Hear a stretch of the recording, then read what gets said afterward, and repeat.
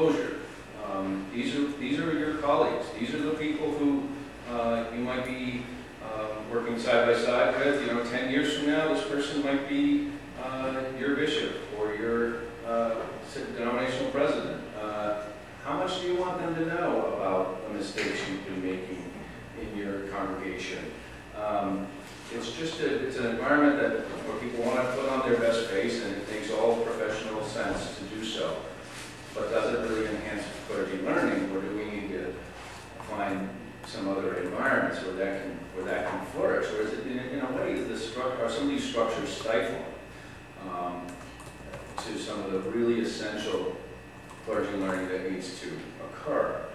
And so that brings us to, so there's mentioned briefly this other area of nonprofits that have a specialty area. Center for Clergy Excellence, Alban Institute, have niches where they serve. Alban, for instance, has a specialty in conflict resolution, helping congregations work through those things, and that is a terrific resource. There's just something that's come out of all this consultation is our nonprofits need to do more than just digitize their books or send out consultants on a fee basis to congregations that have the wherewithal to engage them. There's still a greater need out there, and so that's where some of the need is, or some of the gap is occurring. What have we learned about clergy learning in particular? How clergy learning? We talked about the self-directed aspect, and there's a few other aspects that have come out of this. Congregational leaders tend to flock to their strengths. What am I going to learn this year? Well, I fancy myself to be a pretty good preacher. I'm interested in a few more lessons on homiletics and presentation techniques and biblical study, and tend to go to those same presentations and conferences again and again, and never get into the areas that they really need to work on. And that brings us to this other spot, which is, to what degree are congregations involved in shaping the learning agenda of clergy people? Again, the anecdotal impressions gleaned from this four-part consultation was, in many cases, they're not especially involved. They're involved when it comes to approving the budget for it and footing the bill for it, but not necessarily designing any protocol for, we're going to sit down and work with you to figure out the real areas where we need you to enhance your abilities and hone your practice. And that comes through as an area where congregational buy-in, as I'll mention in a minute, can have a lot of impact on efficacy and longevity for application of what clergy learning does occur. When there is more buy-in, we're finding that, and more participation, we're finding that the fruits tend to flourish more fully. I'll say a little more in a second on that. A couple more things that we've learned here are that a lot of this self-directed learning, to the extent that we have self-directed learning as a theme, and we have this theme of that there's self-directed learning, that there's a lot of technology, that information is widely available. It sort of works on the premise that clergy are going to seek out what they need. These resources, they just need to go out and tap it, right? They need to go out and dig into it. And one of the sociologists in this conversation raised a really good question, which was, is that really true?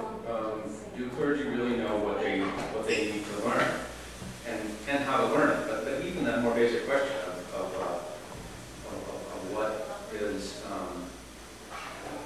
what needs to be added to their toolbox may not be. They may just not know how to even discern their needs, their educational learning needs. And so, so that was another area. And then one more that we learned here is a follow-up and determining the impact of clergy education. That's another area that, what difference does it make that you've been learning on in certain areas? How do we measure whether last year's $2,000 spent on some educational experience led to any measurable change or significant difference in the life of this congregation? To really nail that down is an area that congregations often don't even have resources or modes of thinking to get at that question. How would we even measure or begin to know? And that's part of the problem and part of the frustration in a time when they're cutting their budgets.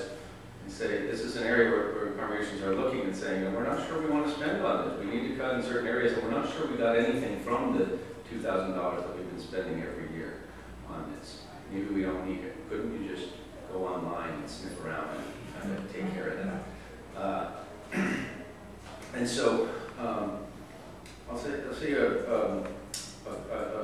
few more things here, and then we can have some conversation on this. But I thought it'd be helpful to mention a couple things that are coming out of this. After all this conversation and identifying the needs, what also came out were some effective programs and structures that I thought were interesting. It didn't make it into the article, but that are worth lifting. I'll give you three quick examples. One is this idea of congregational buy-in. One example that again, Bob Reader of Auburn Seminary lifted up as one of the most effective things he's ever been part of was this consultation in central New Hampshire among 12 congregations on worship and on reinvigorating worship. And so they actually spent a year devising, he was a consultant to these churches, ecumenical group, Episcopalian, Congregationalists, and others, coming together, and they took a year to design these workshops where they would bring in musicians and bring in theologians and think about how do we kind of reinvigorate and reinvent in some ways these important parts of our congregational lives. And the thing that made it a huge success was that lay people were involved from the get-go in designing the workshops and in taking part. They couldn't be there on the Wednesday daytime sessions, but they could get there for the Wednesday night sessions after work. And if it continued into Thursday, they could maybe even drop by for the beginning. That sort of thing led to it to be so successful that they added a third year. There were 2 years of these workshops, and they said, let's keep going, let's do one more. And churches were revamping and changing the way they did, that they would do worship. Which, as you can imagine, you send a clergy person off and he says, I heard this great presentation, and now I'm going to come back and we're going to change the way we do our worship. We're going to put this over here, and no, it's not going to fly. There's going to be pushback almost inherently. And I thought that was a helpful insight. The second one is a program called Leadership in Ministry, run by Baptist Theological Seminary in Richmond, Virginia, where they bring together people for 2 times a year for 3 days, and they have a plenary presentation, and then they have small group coaching sessions, and these are based on the Bowen family systems theory. So it's interesting that it's based. It's not that Baptists have a variety of theological precepts that they bring to the table, depending on what type of Baptist you are, and so they're not trying to organize it solely around the central theological. Very robust definition on theology. It's more on this family systems theory that they can then apply to ministry, and they're invited to bring case studies